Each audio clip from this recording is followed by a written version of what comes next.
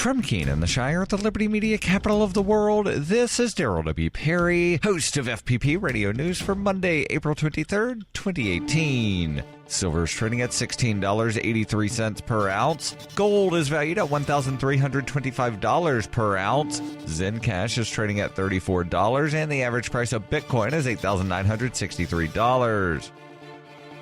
Antiwar.com reports the Islamic State bombers attacked 2 voter registration centers in Afghanistan on Sunday. The first and biggest attack hit Kabul, while a smaller secondary attack struck outside a center in Pul-e-Kumri in Beglan province. At least 63 were killed and over 100 wounded. The Kabul attack left at least 57 people killed by itself. Identities are not available, but the site attacked was in the Shiite-dominated part of the capital. The Islamic State referred to the attacks as targeting apostates, suggesting they were trying to kill Shiites.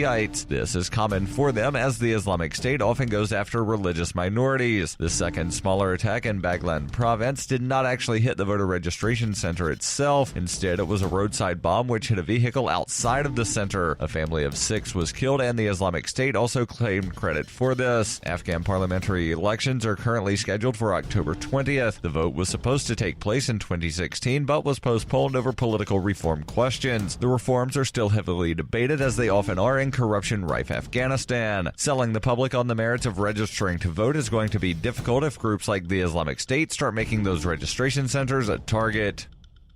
For over 40 years, Roberts & Roberts Brokerage has been a trusted source for buying and selling precious metals. They don't feed the banks, they're Bitcoin preferred, and have removed the minimum purchase amount for all orders paid in the digital currency. Call Roberts & Roberts Brokerage today for knowledgeable advice on buying and selling precious metals and a forward-thinking approach to new technologies. 800-874-9760 or visit online at rrbi.co.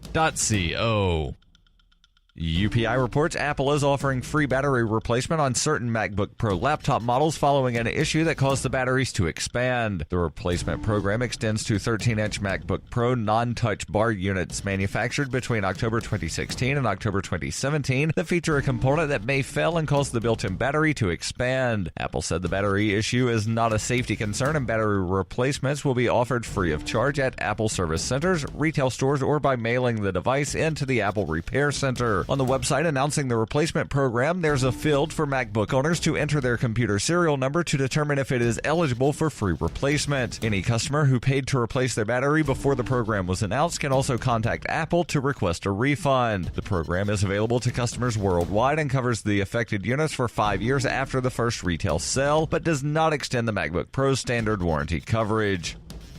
Are you looking for a cryptocurrency that has a focus on users and usability? Then look into Zencash. Zencash is the world's first private, distributed, and reliable platform for communications, transactions, and publishing. Zencash features global governance with inclusive decision-making, reliable funding for continuous improvements, and documentation and wallets in many languages that are available for Linux, Mac, Windows, and Android devices. Learn more at zensystem.io. That's zensystem.io.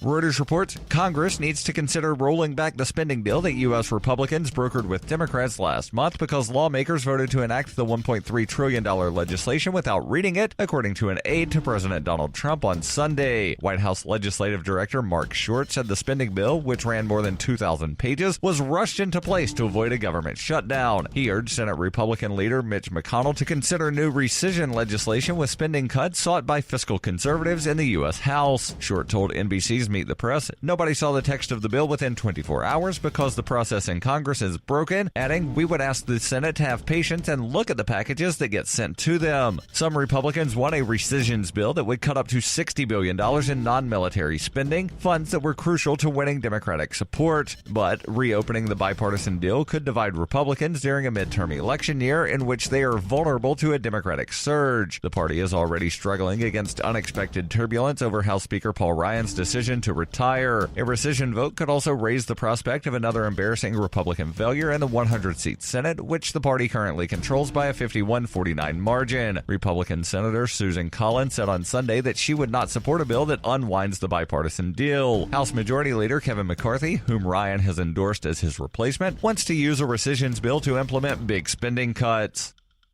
This has been FPP Radio News, online at fppradio.com.